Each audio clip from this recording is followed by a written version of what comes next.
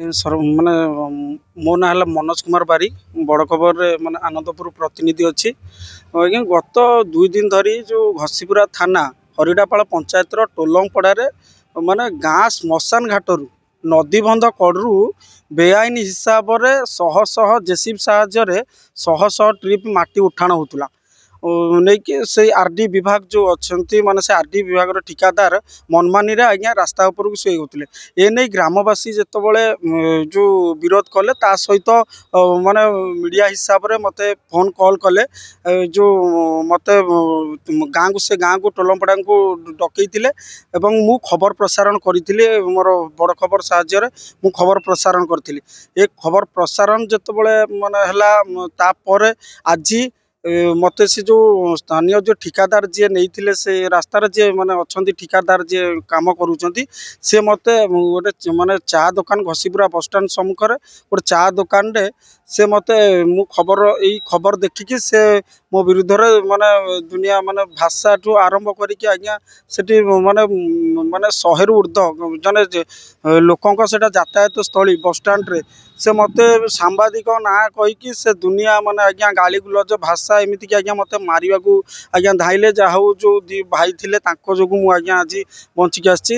ଆଉ ସେ ମୋତେ ଗୋଟିଏ କଥା କହିଲେ, ତୁ ବଡ଼ ଖବର ମାନେ ଯେଉଁ ବାହାର କରୁଛୁ ଯେଉଁ ମାନେ ଇଏ ଅଛି ତୋତେ କିଏ ମାନେ ରକ୍ଷା କରିବ?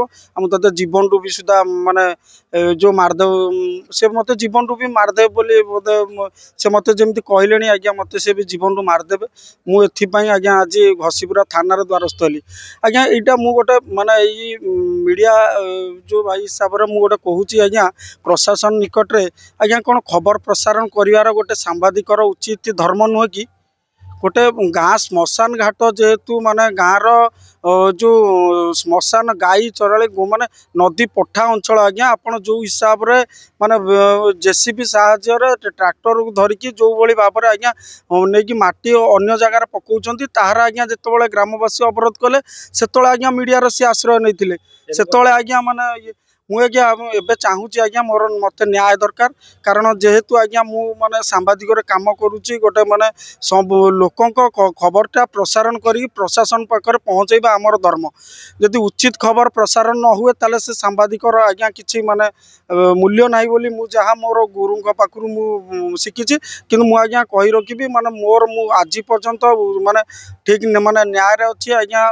ଯଦି ଉଚିତ ଖବର ପ୍ରସାରଣ ପରେ ଯାହା ବି ମୋତେ ସେ ଯଦି ମାରିଦିଅନ୍ତି ମୁଁ ତଥାପି ଆଜ୍ଞା ଡରିବିନି। କିନ୍ତୁ ମୋତେ ପ୍ରଶାସନ ଆଜ୍ଞା ଏଥିପ୍ରତି ମାନେ ନ୍ୟାୟ ଦିଅନ୍ତୁ। କାରଣ ମୋତେ ନହେଲେ ସେ ଯେମିତି କହିଛନ୍ତି ଜୀବନରୁ ମାରିଦେବାକୁ ଯେତେବେଳେ ଗୋଟେ ବସଷ୍ଟାଣ୍ଡ ସମ୍ମୁଖରେ ସେ ମୋତେ ଏମିତି ମାନେ ସିଧାସଳଖ ଆଟାକ୍ କରୁଛନ୍ତି। କିନ୍ତୁ ତା ପରବର୍ତ୍ତୀ ସମୟରେ ସେ ଏକା ଦେଖିଲେ କ'ଣ କରିବେ ବୋଲି ମୋର ମାନେ ମିଡ଼ିଆ ଭାଇଙ୍କୁ ମୁଁ ଏତିକି କହୁଛି ସେ ଏଇଟା ଇଏ କରିବେ।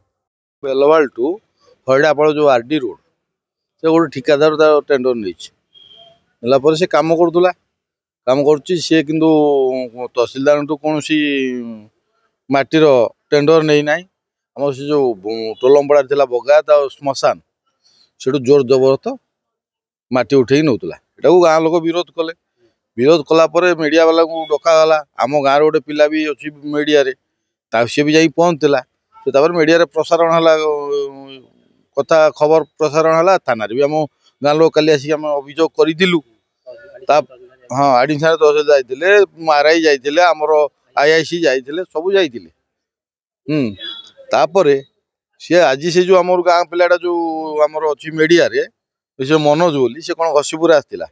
ତାକୁ ସେ ବଜାର ଉପରେ ସର୍ବସାଧାରଣ ଉପରେ ତାକୁ କ'ଣ ଧମକା ଧମକି ମରଣ ତୋତେ ମାରିଦେମୁ ଇଏ କରିମୁ ତୁ ଶଳା କି ବାଳ ମିଡ଼ିଆ ଦେଖାଉଛୁ।